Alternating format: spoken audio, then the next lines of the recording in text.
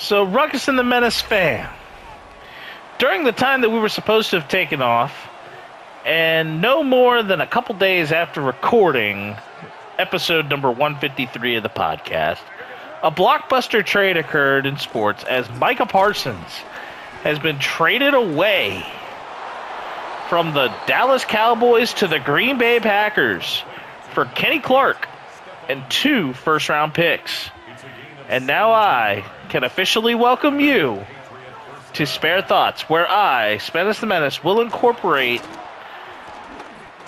a Talks-like segment very similar to what Ruckus has in Ruckus Talks. I had speculated on when I wanted to do this, and there were a couple of times, but this is the time to bring Spare Thoughts out with the new blockbuster deal coming into place.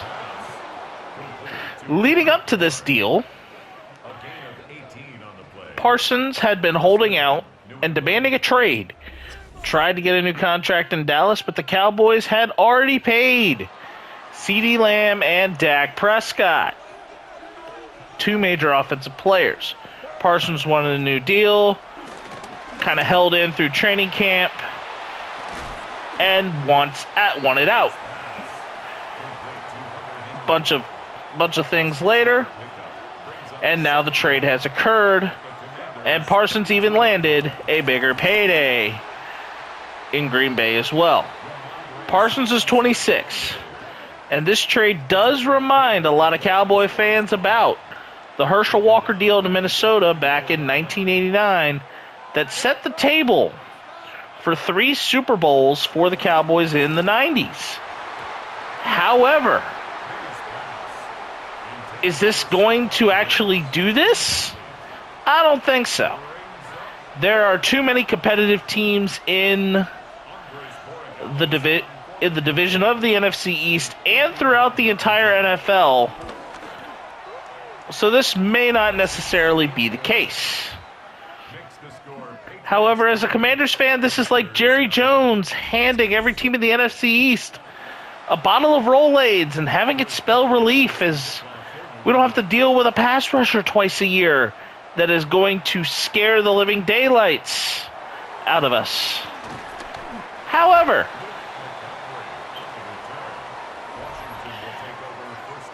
we still have to see Parsons this season, but only once.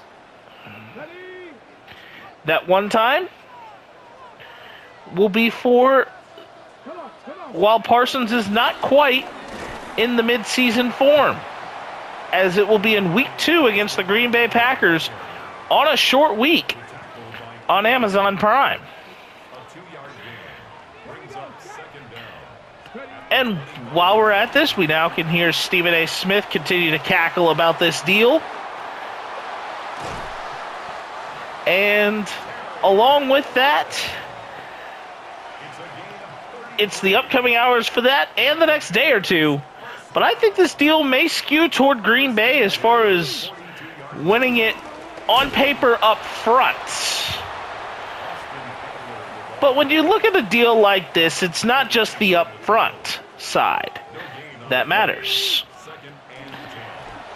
Where's the trade-off? It is going to be with none other than how the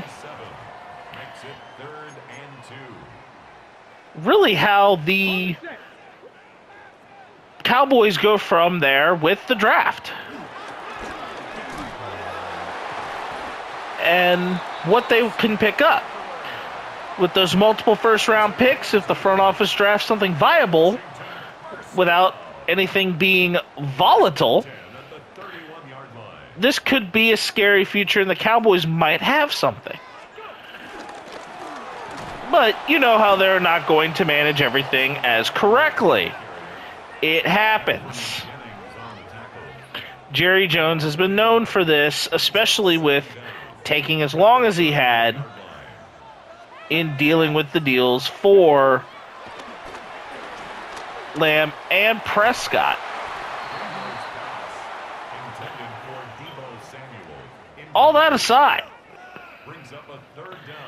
we now can talk about what was not done during the film room, and that is we did not get to predict any film room games for week 1 of the NFL season. These will all be for a single point apiece, and we picked 5 different games.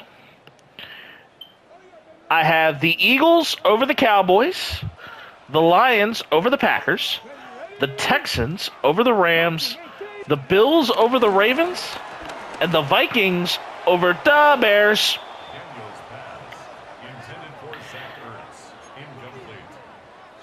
I know that I would come with a little bit more justification, so here we go.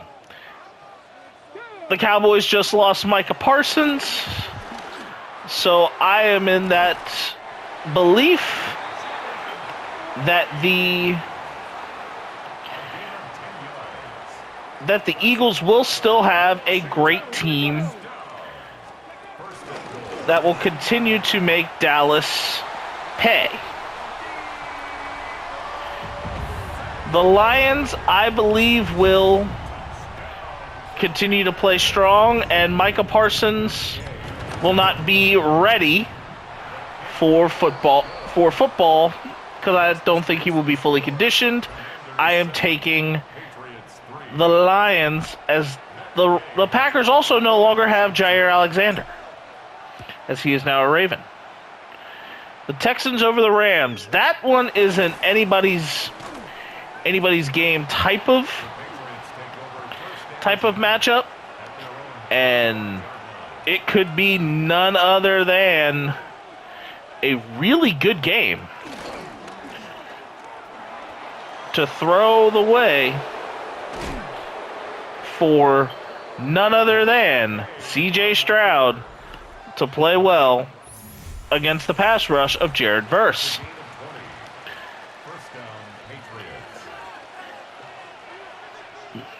The next game that I will talk about is the Bills over the Ravens. And I am going to take the Bills.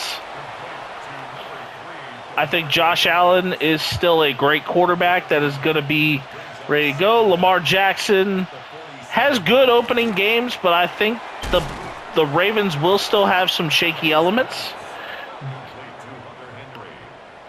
And I will take the Bills. And then the Vikings, it's the first regular season game with Ben Johnson as the offensive coordinator. Ben Johnson's the head coach of the Bears. It will be a brand new look for what the Bears bring to the table.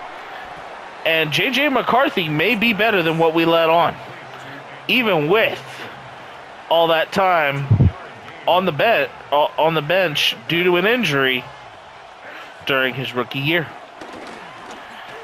And upon this note, I will bid this spare thoughts an adieu. And until the next one, hugs and hand pounds, everybody.